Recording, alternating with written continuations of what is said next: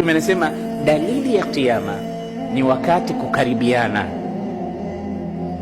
Katika hadithi nyingine rawahu Ahmad wa Abu Dawud wa ghairuhuma, Mtume anafafanua kukaribiana zama zenyewe ni vipi. Anasema hatta takuna sanatu kashahri, mtakuja kuona mwaka umekuwa kama mwezi, washahr kaljumua, na mtakuja kuona mwezi umekuwa kama wiki, waljumua kasaa kalyaumi, na mtakuja kuiona wiki imekuwa kama siku, walyaum kasaa, na mtakuja kuiona siku imekuwa kama saa, wasaa kahtiraqi safa, na saa mtakuja kuiona kama vile kuunguza kuti la mtende lililokauka, kuwaka moto basi kufumba na kufumbua huoni kitu.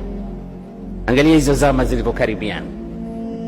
takunu sanatu kashahri washahru kaljum'a waljum'a kalyaumi walyaumi kasaa wasaa kasafati min yani waraqa min an-nakhil, zimekuwa hazijawa.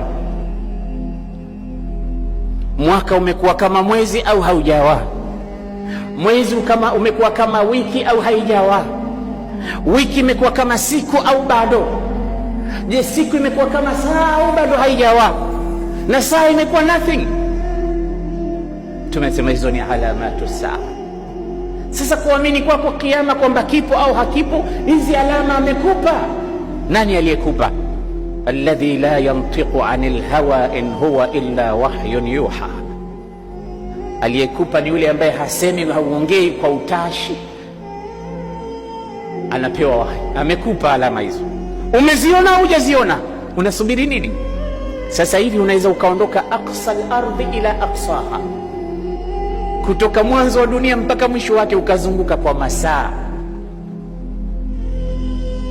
Unakwenda mpaka Washington DC Marekani, masaa 17 tu unakwenda, unaizunguka dunia.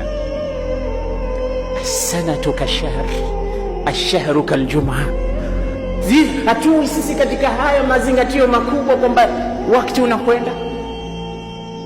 Si Ijumaa juzi tu hapa au jana nilikuwa nimesimama katika mimbari kama hivi, tena Ijumaa nyingine na nyingine na nyingine, wakati unakwenda. Je, ni wakati unakwenda au sisi ndo tunakwenda?